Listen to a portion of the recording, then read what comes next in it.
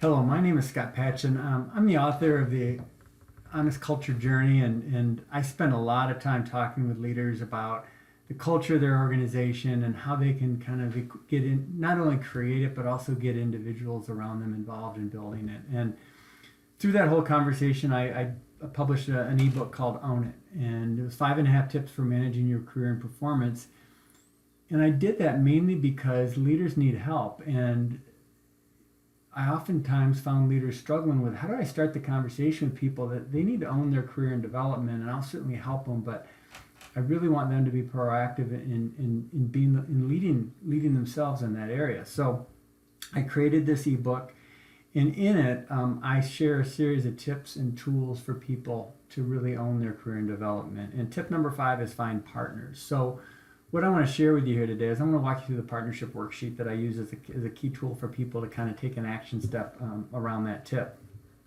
Where this came from, two things. Personal experience. I've, on my own, driven my own career development through finding new jobs, taking on new roles and that were kind of a stretch, and finding and really realizing the importance of having people around you that are going to help you, that you need partners.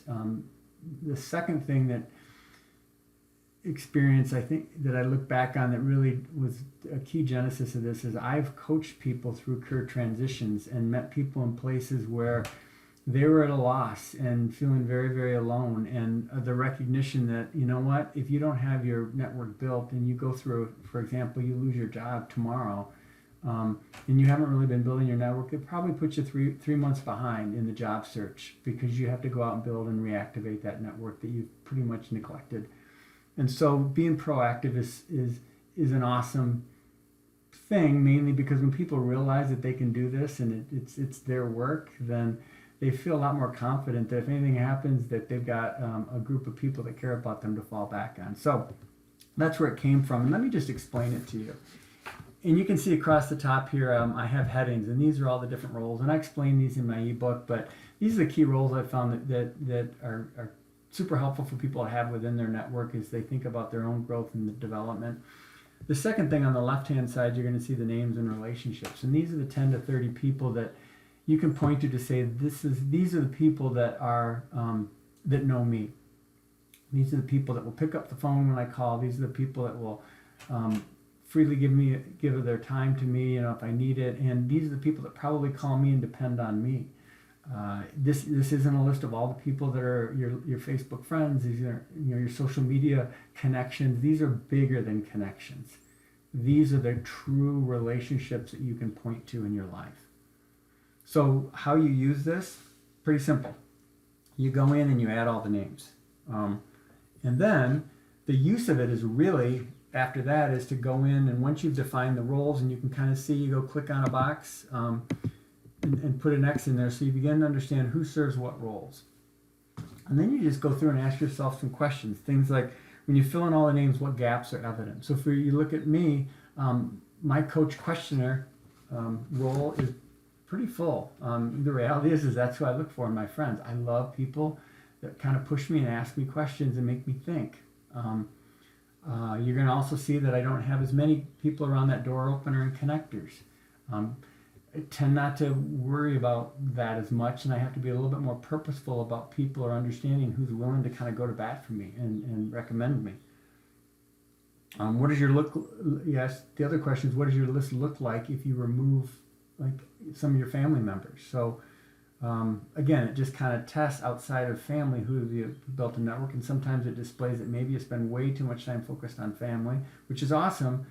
But who outside your family, sometimes it might be able to connect you beyond your current circle of friends. That's helpful. The other thing is test it. If you lost your job tomorrow and you had to take all the people away that currently are coworkers, what would your network look like? And this is from a realization that of people that I know that didn't build their network, lost their job, and realized all the people now, many people when you lose your job are afraid to talk to you and they won't return calls. So it wipes out a network. And so how dependent is your network on people that you work with? And maybe is there a way to kind of build it outside of that group? So, how you use this is you go ahead and you ask yourself some of those critical questions. And then finally, probably the second key thing is, okay, now what? And it's the recognition that how can you commit to going out and expanding your network? So joining a board, maybe getting on some sort of a committee where you're working with people outside your current job. Maybe it's a professional organization where you become an officer. Maybe it's just a not-for-profit in town that you jump on a committee and help them maybe put on an event or help them launch a new service or something like that. But it's places that you can go or things that you can do where people will get to know you. And that's how you build a network.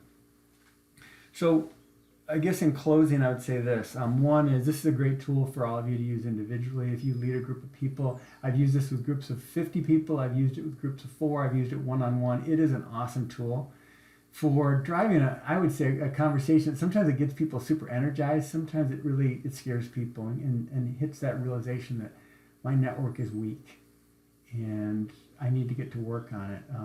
The good news is in both of those cases, that usually results in somebody owning it. And once they get over the initial shock, they begin to see the work. And the work actually is fun work because you're getting to meet people and you're getting to know people. So I encourage you to go use this as a leader, use this as an individual. And if you'd like this to download this sheet, feel free to come to my website, thetruegroup.com, or email me, and I'd love to talk you through it if that would be helpful too. So lead well.